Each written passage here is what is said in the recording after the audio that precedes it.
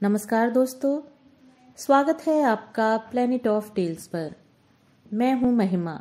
आज मैं आपको सुनाऊंगी हिंदी के महान साहित्यकारों में से एक निर्मल वर्मा द्वारा लिखी हुई एक कहानी, दहलीज।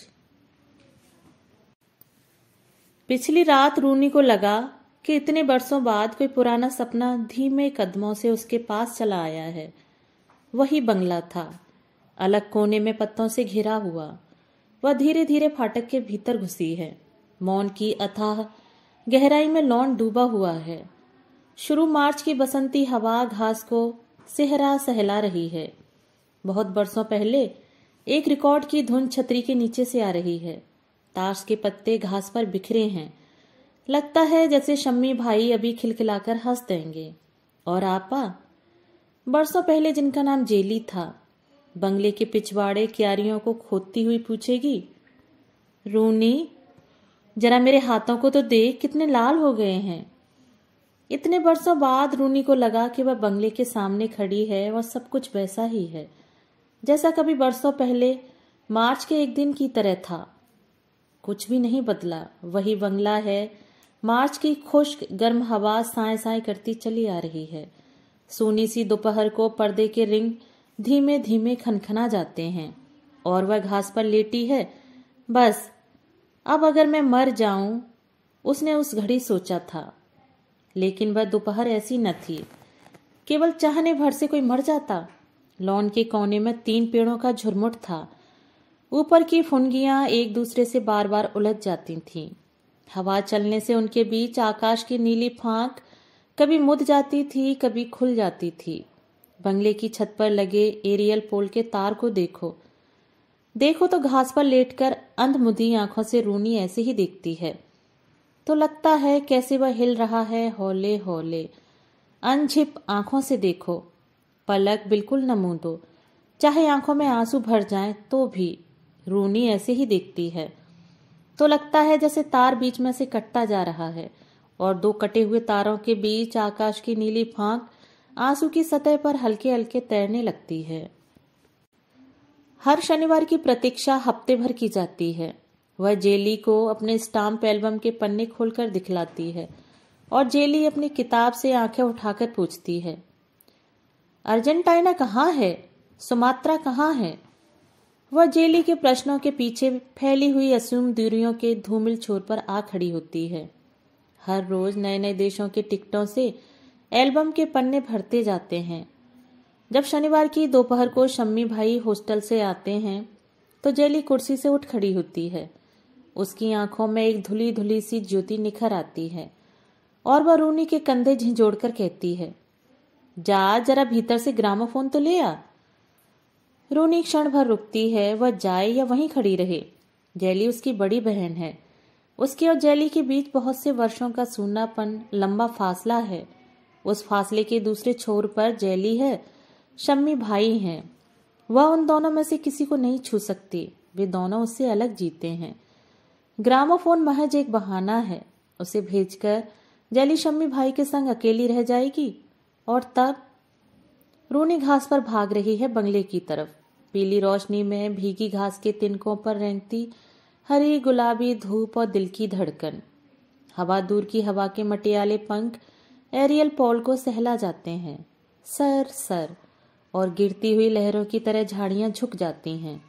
आंखों से फिसलकर वह बूंद पलकों की छांव में कांपती है, जैसे वह दिल की धड़कन है जो पानी में उतर आई है।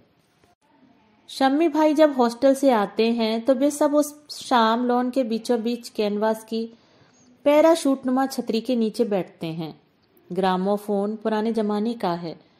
शम्मी भाई हर रिकॉर्ड के बाद चाबी देते हैं। जेली सुई बदलती है और वह रूनी चुपचाप चाय पीती रहती है। जब कभी हवा का कोई तेज झोंका आता है तो छतरी धीरे धीरे डोलने लगती है।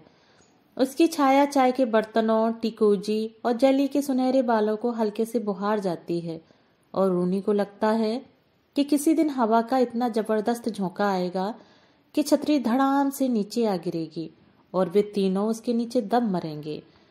शम्मी भाई जब अपने हॉस्टल की बातें बताते हैं तो वह और जेली विस्मय और कौतूहल से टुकर टुकर उनके चेहरे, उनके हिलते होठों को निहारती हैं।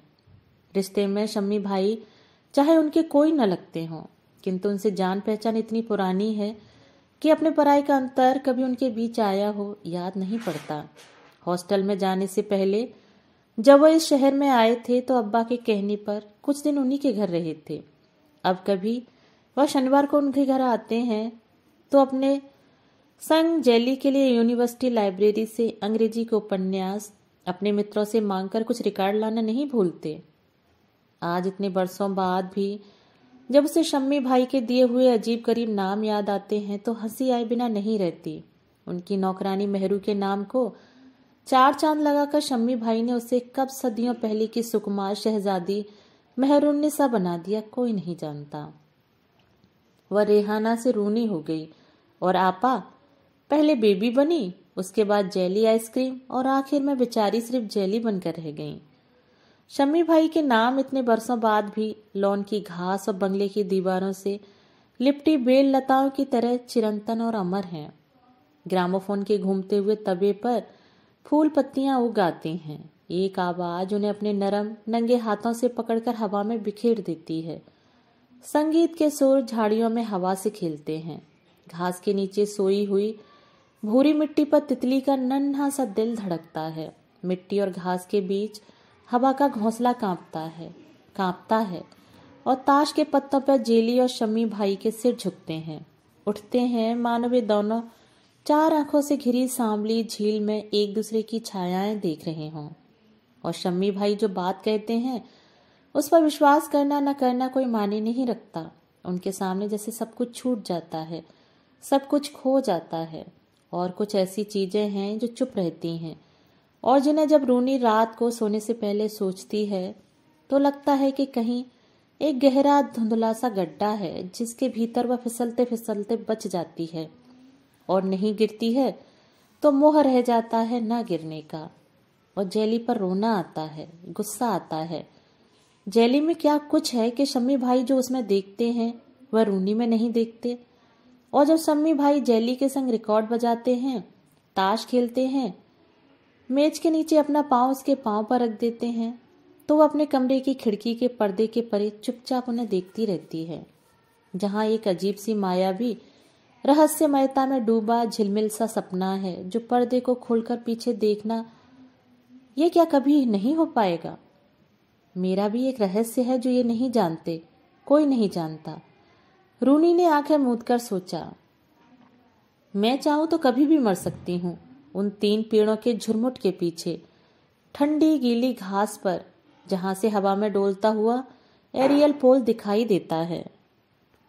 हवा में उड़ती हुई शम्मी भाई की टाई, उनका हाथ जिसकी हर उंगली के नीचे कोमल सफेद खाल पर लाल लाल से गड्ढे उभर आए थे, छोटे छोटे चांद से गड्ढे जिन्हें अगर छुओ, मुट्ठी में भींचो, हल्के हल्के से सहलाओ तो कैसा लगेगा, सच कैसा लगेगा। किंतु शम्मी भाई को नहीं मालूम कि वह उनके हाथ को देख रही है, हवा में उड़ती हुई उनकी टाई उनकी झिपझिपाती आंखों को देख रही है। ऐसा क्यों लगता है कि एक अपरिचित डर की खट्टी खट्टी सी खुशबू उसे अपने में धीरे धीरे घेर रही है। उसके शरीर के एक एक अंग की गांठ खुलती जा रही है। मन रुक जाता है और लगता है कि लॉन में बाहर निकलकर वह धरती के अंतिम छोर तक आ गई है और उसके परे केवल दिल की धड़कन है जिसे सुनकर उसका सिर चकराने लगता है। क्या उसके संग ही यह होता है या जेली के संग भी? तुम्हारी एल्बम कहाँ है? शम्मी भाई धीरे से उसके सामने आकर खड़े हो गए। उसने घबराकर शम्मी भाई की ओर देखा। वह मुस्करा रहे थे। जानती हो इसमें क्या है? शम्मी भाई ने उसके कंधे पर हाथ रख दिया। रूनी का दिल धौंकने की तरह धड़कने लगा। शायद शम्मी भाई वही बात कहने वाले हैं जिसे वह अकेले में रात को सोने से पहले कई बार मन ही मन सोच चुकी है। शायद इस लिफाफे के भीतर एक पत्र है जो शम्मी भाई ने चुपके से उसके लिए, केवल उसके लिए लिखा है। उसकी गर्दन के नीचे फ्राक के भीतर से ऊपर उठती हुई कच्ची सी गोलाइयों में मीठी मीठी सी सुइयां चुभ रही हैं। मानो शम्मी की आवाज ने उसकी नंगी पसलियों के होले से उमेट दिया हो। उसे लगा चाय की केतली की टिकोजी पर जो लाल नीली मछलियां काढ़ी गई हैं वे अभी उछलकर हवा में तैरने लगेंगी और शम्मी भाई सब कुछ समझ जाएंगे। उनसे कुछ भी छिपा न रहेगा। शम्मी भाई ने वह नीला लिफाफा मेज पर रख दिया और उसमें से टिकट निकालकर मेज पर बिखेर दिए। ये तुम्हारी एल्बम के लिए हैं।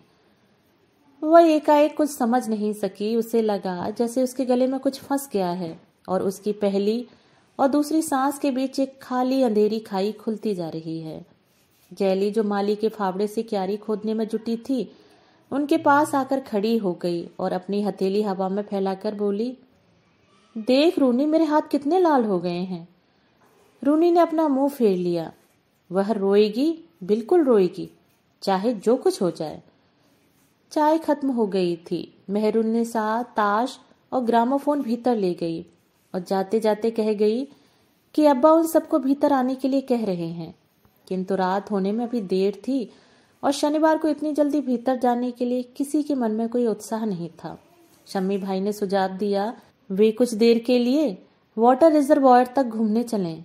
उस प्रस्ताव पर किसी को कोई आपत्ति नहीं थी और वे कुछ ही मिनटों में बंगले की सीमा पार करके मैदान की ऊबड़ खाबड़ जमीन पर चलने लगे। चारों ओर दूर दूर तक भूरी सूखी मिट्टी के ऊंचे नीचे टीलों और ढूहों के बीच बेरों की झाड़ियां थीं। छोटी छोटी चट्टानों के बीच सूखी घास उगाई थी। सड़ते हुए पीले पत्तों में से एक अजीब नशीली सी बोझिल कसैली गंध आ रही थी। धूप की मैली तहों पर बिखरी बिखरी सी हवा थी।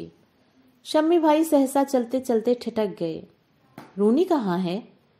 अभी तो हमारे आगे आगे चल रही थी, जैली ने कहा। उसकी सांस ऊपर चढ़ती है और बीच में ही टूट जाती है। दोनों की आंखें मैदान के चारों ओर घूमती हैं। मिट्टी के ढूहों पर पीली धूल उड़ती है, लेकिन रूनी वहां नहीं है। बेर की सूखी मटियाली झाड़ियां हवा में सरसराती हैं, लेकिन रूनी वहां नहीं है। पीछे मुड़कर देखो तो पगडंडियों के पीछे पेड़ों के झुरमुट में बंगला छिप गया है। लॉन की छतरी छिप गई है। केवल उनके शिखरों के पत्ते दिखाई देते हैं और दूर ऊपर फुनगियों का हरापन सफेद चांदी में पिघलने लगा है। धूप की सफेदी पत्तों से चांदी की बूंदों सी टपक रही है। वे दोनों चुप हैं। शम्मी भाई पेड़ की टहनी से पत्थरों के इर्द गिर्द टेढ़ी मेढ़ी आकृतियां खींच रहे हैं। जैली एक बड़े से चौकोर पत्थर पर रुमाल बिछाकर बैठ गई है। दूर मैदान के किसी छोर से स्टोन कटर मशीन का घरघराता स्वर सफेद हवा में तिरता आता है, मुलायम रुई में ढकी हुई आवाज की तरह जिसके नुकीले कोने झर गए हैं। तुम्हें यहाँ आना बुरा तो नहीं लगता? शम्मी भाई ने धरती पर सिर झुकाए धीमे से पूछा। तुम झूठ बोले थे, जैली ने कहा। कैसा झूठ जैली? तुमने बेचारी रूनी को बहकाया था। अब वह न जाने कहाँ हमें ढूंढ रही होगी। वह वाटर रिजर्वायर की ओर गई होगी। कुछ ही देर में वापस आ जाएगी। शम्मी भाई उसकी ओर पीठ मोड़े टहनी से धरती पर कुछ लिख रहे हैं। जैली की आंखों पर एक छोटा सा बादल उमड़ आया है। क्या आज शाम कुछ नहीं होगा? क्या जिंदगी में कभी कुछ नहीं होगा? उसका दिल रबर के छल्ले की मानिंद खिंचता जा रहा है, खिंचता जा रहा है। शम्मी, तुम मेरे संग यहाँ क्यों आए? और वह बीच में ही रुक गई। उसकी पलकों पर रह रहकर एक नरम सी आहट होती है और वे मुद जाती हैं। उंगलियां स्वयं चालित सी मुट्ठी में भिज जाती हैं, फिर अवश्य सी आप ही आप खुल जाती हैं। जैली, सुनो। शम्मी भाई जिस टहनी से जमीन को कुरेद रहे थे, वह टहनी कांप रही है। शम्मी भाई के इन दो शब्दों के बीच कितने पत्थर हैं, बरसों सदियों के पुराने खामोश पत्थर। कितनी उदास हवा है और मार्च की धूप है, जो इतने बरसों बाद इस शाम को उनके पास आई है और फिर कभी नहीं लौटेगी। शम्मी भाई, प्लीज प्लीज, जो कुछ कहना है अभी कह डालो, इसी क्षण कह डालो। क्या आज शाम कुछ नहीं होगा? क्या जिंदगी में कभी कुछ नहीं होगा? वे बंगले की तरफ चलने लगे। ऊबड़ खाबड़ धरती पर उनकी खामोश छायाएं ढलती हुई धूप में सिमटने लगी। ठहरो। बेर की झाड़ियों के पीछे छिपी हुई रूनी के होंठ फड़क उठे। ठहरो एक क्षण। लाल भुरभुरे पत्तों की ओट में भूला हुआ सपना झांकता है। गुनगुनी सी सफेद हवा, मार्च की पीली धूप, बहुत दिन पहले सुने हुए रिकॉर्ड की जानी पहचानी ट्यून जो चारों ओर फैली घास के तिनकों पर बिछल गई है। सब कुछ इन 2 शब्दों पर स्थिर हो गया है, जिन्हें शम्मी भाई ने टहनी से धूल कुरेदते हुए धरती पर लिख दिया था, जेली लव। जेली इन शब्दों को नहीं देख पाती। इतने बरसों बाद आज भी जेली को नहीं मालूम कि उस शाम शम्मी भाई ने कांपती टहनी से जेली के पैरों के पास क्या लिख दिया था।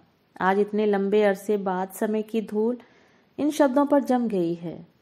शम्मी भाई, वह और जेली तीनों एक दूसरे से दूर दुनिया के अलग अलग कोने में चले गए हैं, किंतु आज भी रूनी को लगता है कि मार्च की उस शाम की तरह वह बेर की झाड़ियों के पीछे छिपी खड़ी है। शम्मी भाई समझ रहे थे कि वह वाटर रिजर्वॉयर की ओर चली गई थी, किंतु वह सारे समय उन्हें झाड़ियों से देखती रही थी, निस्पंद आंखों से देखती रही थी। उस पत्थर को देखती रही थी जिस पर कुछ देर पहले तक शम्मी भाई और जेली बैठे थे। आंसुओं के पीछे से सब कुछ धुंधला धुंधला सा जाता है। शम्मी भाई का कांपता हाथ, जेली की अनबुझी सी आंखें, क्या वह उन दोनों की दुनिया में कभी प्रवेश नहीं कर पाएगी? कहीं सहमा सा जल है और उसकी छाया है। उसने अपने को देखा है और आंखें मूंद ली हैं। उस शाम की धूप के पर एक हल्का सा दर्द है, आकाश के उस नीले टुकड़े की तरह जो आंसू को एक कतरे में ढरक आया था। इस शाम से परे बरसों तक स्मृति का उद्भ्रांत पाखी किसी सूनी घड़ी में ढकी हुई उस धूल का मडराता रहेगा, जहां केवल इतना भर लिखा है, जेली लव। उस रात जब उनकी नौकरानी मेहरुन्निसा छोटी बीबी के कमरे में गई तो स्तंभित सी खड़ी रह गई। उसने रूनी को पहले कभी ऐसा देखा न था। छोटी बीबी आज अभी से सो गई? मेहरू ने बिस्तर के पास आकर कहा। रूनी चुपचाप आंखें मूंदे लेटी है। मेहरू और पास खिसक आई, धीरे से उसके माथे को सहलाया। छोटी बीबी, क्या बात है? और तब रूनी ने अपनी पलकें उठा ली, छत की ओर एक लंबे क्षण तक देखती रही। उसके पीले चेहरे पर एक रेखा खिंच आई, मानो वह एक दहलीज हो जिसके पीछे बचपन सदा के लिए छूट गया हो। मेहरू, बत्ती बुझा दे, उसने संयत निर्विकार स्वर में कहा। देखती नहीं, मैं मर गई हूं। दोस्तों, अभी आप सुन रहे थे निर्मल वर्मा द्वारा लिखी हुई कहानी दहलीज। दोस्तों, कहानी पसंद आई हो तो चैनल को सब्सक्राइब और वीडियो को लाइक और शेयर जरूर करें और अपने सुझाव मुझे कमेंट बॉक्स में साझा करें। कहानी सुनने के लिए धन्यवाद।